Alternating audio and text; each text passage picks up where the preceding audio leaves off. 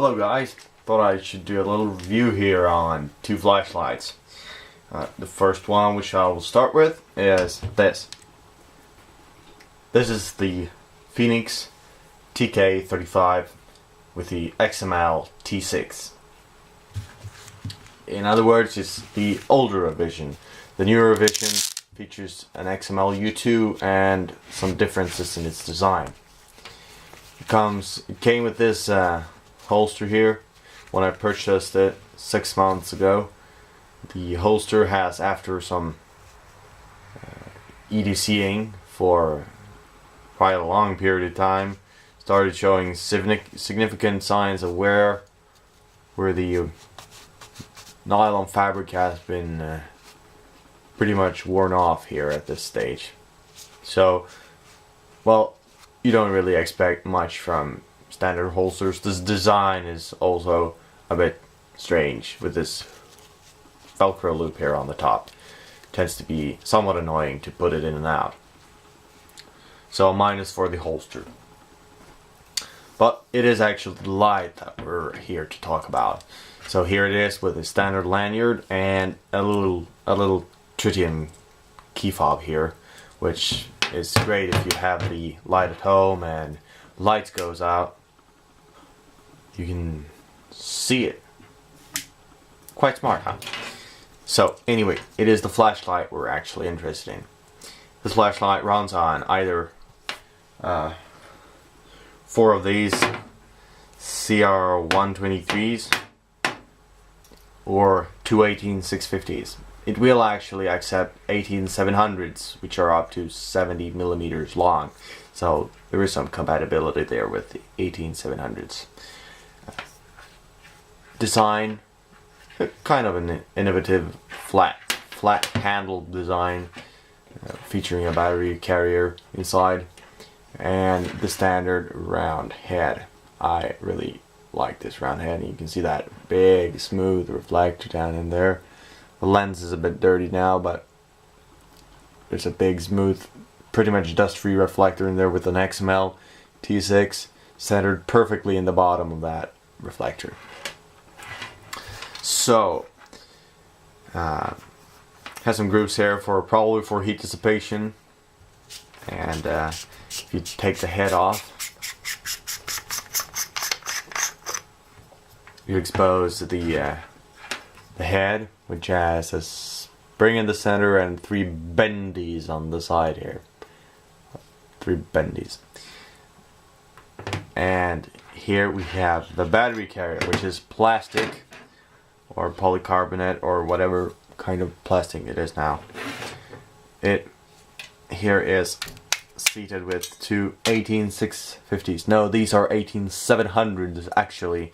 They're almost 70 millimeters long, and they fit perfectly in this, which makes quite a good economical stand, because these 18700s tend to be a lot cheaper than regular 18650s.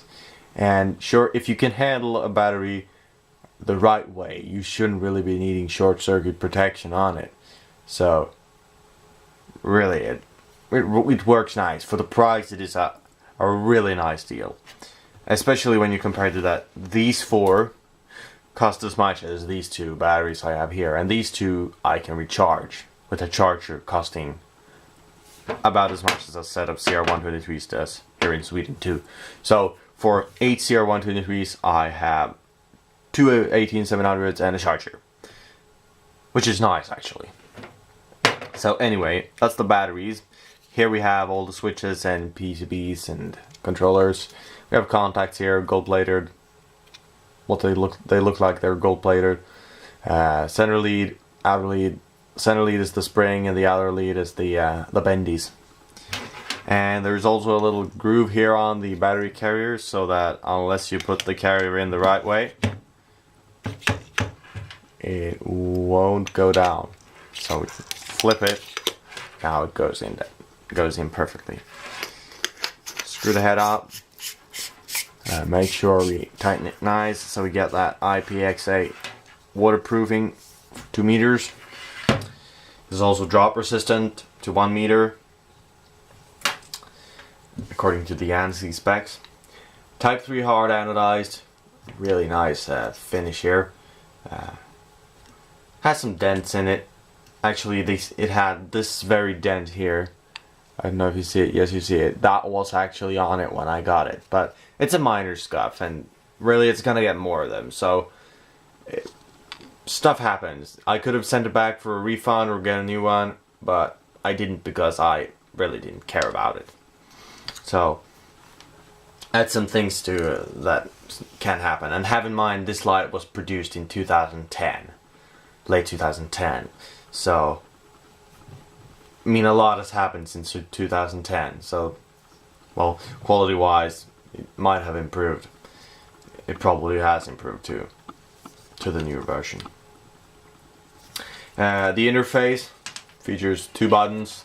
One is a kind of a micro switch. Let's see here, click. And the other is a forward momentary. You push lightly for momentary and you click it all the way for constant on. Works like that. Works like a charm. The modes are low, 12 lumens. Turns off here. The camera is going to auto adjust, but still, this is low, 12 lumens. High, medium, 109 lumens. High, 345 lumens. And turbo, which is 820 lumens. And also, now I'm going to warn you, if you have any problems with epilepsy or something, don't look now, because now I'm going to show the strobe mode, which is a varying strobe. 2 frequencies, it varies, and it is activated by while having the light on, pushing and holding. And this is actually selectable, so if I go into the SOS mode, as you can see now it's an SOS, and I leave it there, the next time I push and hold, it goes into SOS. So if I push it and I put it into strobe mode, turn it off, turn it on, and press and hold, it goes into strobe. So that's a nice feature. So it remembers which one of the 2 flashing modes you were in, but it doesn't remember that you were in a flashing mode. So you'll go back to regular illumination, but when you push flashing modes, it'll know what flashing mode you were in last when you were in flashing modes. So those are the bright light. Ugh. Those are the flashing modes. I really must say I like this light. For the money, it is perfect. Nice laser engraving there, really sharp and clear. Nice light. I had some problems during winter time with condensation. When you use the light in very cold conditions, condensation would form on the part of the glass lens here, the AR coated lens that had the least light going through it. But a couple of days with some silica gel inside, it just fixed that right away, so no problem like that no more.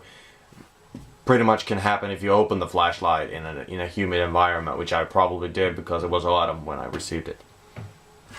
So that one is really nice. Now to the little package it came in.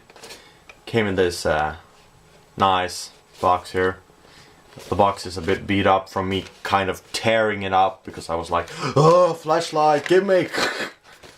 So I teared it up, but inside it comes in kind of a this plastic sort of caddy with all the warranty information and stuff like that in it. I accidentally tear the packaging even more now for this review. So, packaging, nice. Okay, now for the other one, which is the Fenix E11. Also an older revision. It's coming in an update here soon. I read just a couple of weeks ago or a month ago on Candle Power forums. This is the Fenix E11.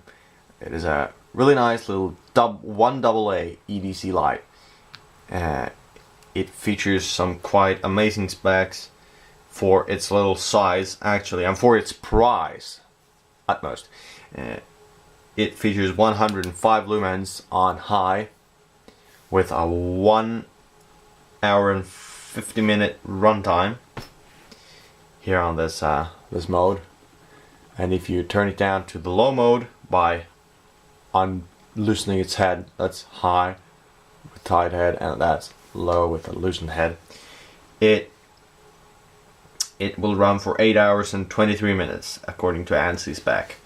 It will have a maximum beam distance to moonlight throw of 72 meters. So after 72 meters it will look like moonlight. 0.25 lux it will look like moonlight on the surface which you're shining it on. So that's not really a useful number, because I mean at 70 meters you can't really distinguish anything with moonlight unless you have very sophisticated optical equipment. So I would say it can do 70 meters and you can still see things. Actually, it is a bit underrated, but still that's according to my eyes, and my eyes are quite good and only 18 years old. If you're say 50, it might not reach as long for your eyes. So it's a kind of varying. It's a variable there with the age and the eyesight, but still reaches out pretty far. Perfect for using in the woods, or if as a backup light, or when you need to fix the car, go get the mail in the snowstorm or anything like that. I never leave this. I always have it on me. And if I don't have it on me, it's because I have this with me. But usually I keep them both with me. It runs, as said before, on a single AA battery. I like to stress, just as many other flashlight flashaholics, as you can say, do, and tell you to not use alkalines in these lights. I mean, it's still, it's a minor compared to this one, and compared to many other things that cost 20 times as much on the market. This one is really cheap actually, but still it is enough money for you not to want to lose it or break it. Or, I mean, if you lose it on a camping trip, oh well, that's one thing. But if you have a battery in it at home on your desk and it leaks and you ruin it, it ruins it. It's quite unnecessary. So please, it is easy to get a good charger and some loops or any other kind of these what are called, GP Recycle, or yeah, all these generation 2 rechargeable batteries. And they are really nice and they hold charge for over a year. So they're not like these regular old nickel metal hydride rechargeables which just go dead flat on a week. This is a really nice flashlight, and with the right batteries it is really perfect actually. I really like this light. It's a really good light. It has stood tons of abuse, as if you look a bit on it. I'm just gonna redirect the light here. See if we can focus. Focus, little film camera.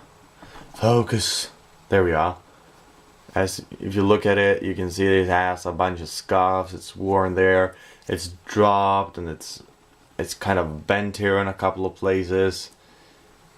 Yeah, it stood a lot of crap during the 6 months that I've used it, and it still works. So I would definitely recommend this one. And now, essentially, when these lights have both been updated, I would recommend you buy them even more, because they're now better than they were before, since they're updated and they've taken all the errors into account and fixed them up.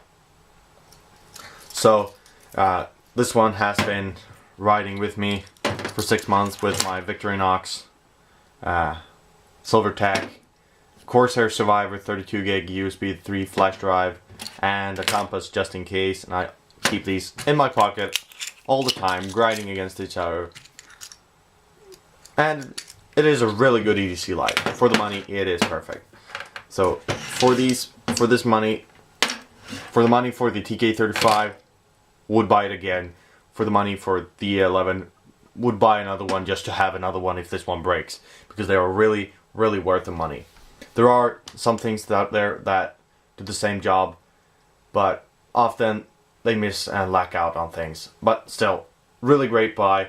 And thank you for watching this review. I'm out of time here, So I'm just gonna have to wish you a happy day and a better one tomorrow. Bye bye.